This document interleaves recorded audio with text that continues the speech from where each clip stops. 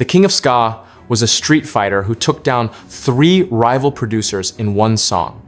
His hidden spy missions and secret religious conversion caused a music civil war. Stick to the end to learn the real reason he vanished, at the peak of his fame, and the shocking legacy he left behind. Born on May 28, 1938, to a railway worker, he grew up surrounded by the clatter of labor, the discipline of survival, and the music that seeped from every doorway. Sound systems were not entertainment there. They were power structures, social weapons, and community courts rolled into one. Before records, before studios, before microphones, boxing claimed him first. His fists were feared, not because they were reckless, but because they were controlled. That discipline made him the natural leader of a local street gang, a commander who understood loyalty and punishment in equal measure. At night, that same discipline carried him onto small stages, singing in clubs where American rhythm and blues dominated the airwaves. It was a contradiction that defined him early: brute strength paired with deep musical sensitivity. The largest sound system in Kingston at the time belonged to Tom Wong, known publicly as Tom the Great Sebastian. Young Cecil Campbell did not just attend those dances, he studied them. Tom Wong noticed the devotion and allowed him to spin records occasionally. A privilege that offered more than status. It offered education. Every selector choice, every crowd reaction, every clash taught him what moved people and why. Knowledge like that could not be learned in school. Clement Seymour Dodd saw it too. When Dodd watched Cecil handle a troublemaker with calm authority, he understood that this young man possessed a different kind of value. Cecil Campbell was hired not as a selector, but as security. Muscle with intelligence. Yet even then, he served another purpose, slipping between rival sound systems to report on what Duke Reid was playing, what records were breaking crowds. It was espionage, disguised as street life, but power always invites conflict. Money disputes and broken promises fractured that relationship, and by 1959, Cecil Campbell walked away carrying something far more valuable than a paycheck: mastery of the sound system business. With a loan from his mother, he opened Buster's Record Shack and launched his own sound system, Voice of the People. The name was not marketing flair. It was a declaration. Within months, it rivaled Clement Dodd, Duke Reid, and King Edwards. He had crossed from enforcer to empire builder. American R&B still ruled Jamaican dances, but Cecil Campbell understood the vulnerability of dependence. When his attempt to secure a US visa under a farm worker scheme failed in 1960, he did not retreat. He innovated.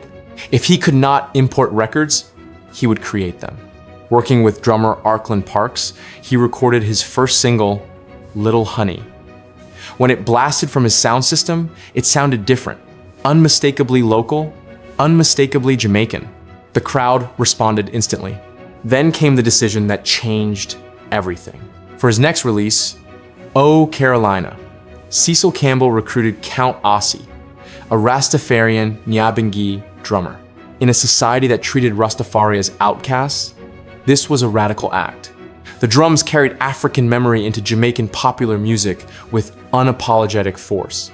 The song exploded, not just locally, but internationally, forging the first real bridge between Rastafari culture and commercial Jamaican music. Producers scrambled to imitate it, but none matched its spiritual gravity. The sound traveled across the Atlantic and caught the attention of Emile Chalit, the Austrian-American owner of Melodisc Records in the United Kingdom.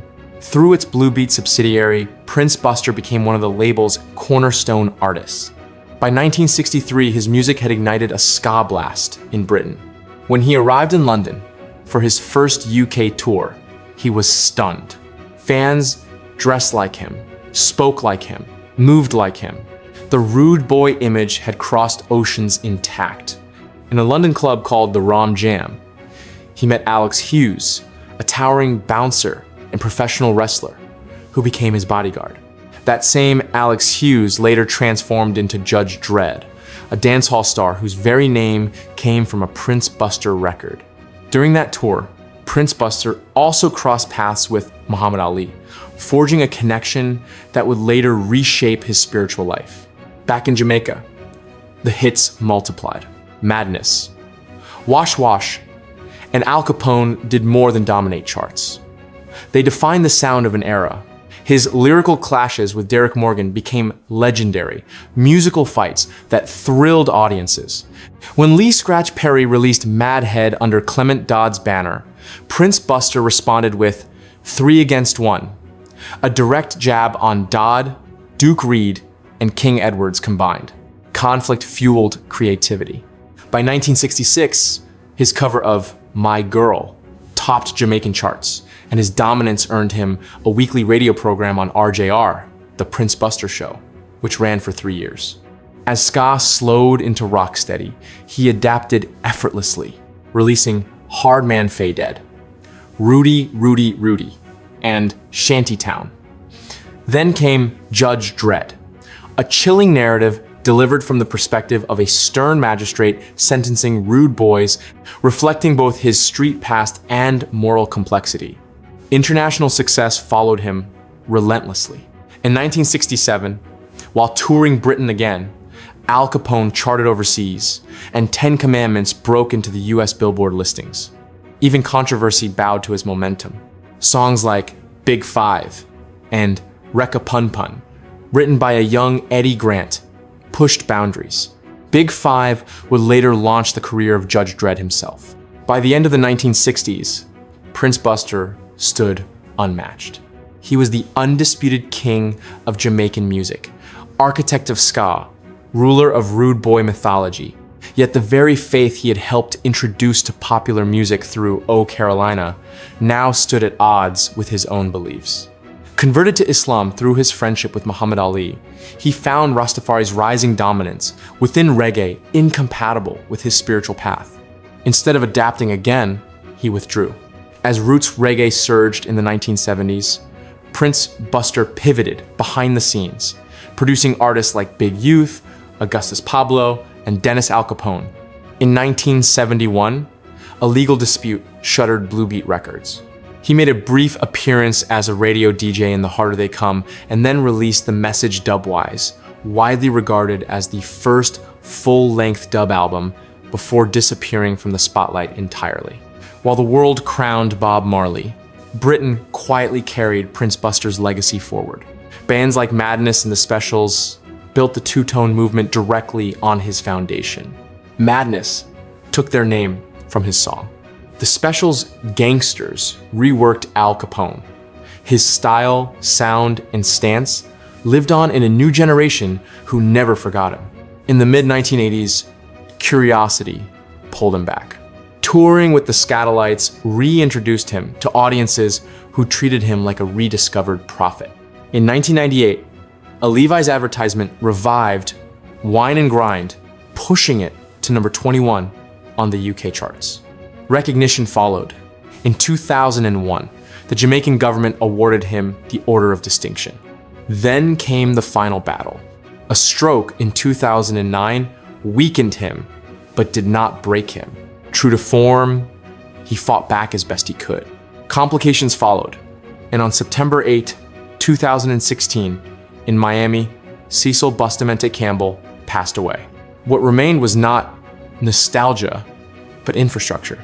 Sound system culture, ska, rude boy identity, dub experimentation, British two-tone, all carried his fingerprints. He was feared, loved, stubborn, brilliant, and uncompromising. A man who walked away from fame on principle after building the bridge that carried it forward. Prince Buster did not just shape Jamaican music. He authored its attitude, its defiance, and its global voice. And long after the record stopped spinning, the streets still remember who taught them how to move. Tell me which Prince Buster story you never knew before. Debate if he or another producer is the true architect of Jamaican music in the comments. Follow for more untold sagas of the icons who built the sound of a nation.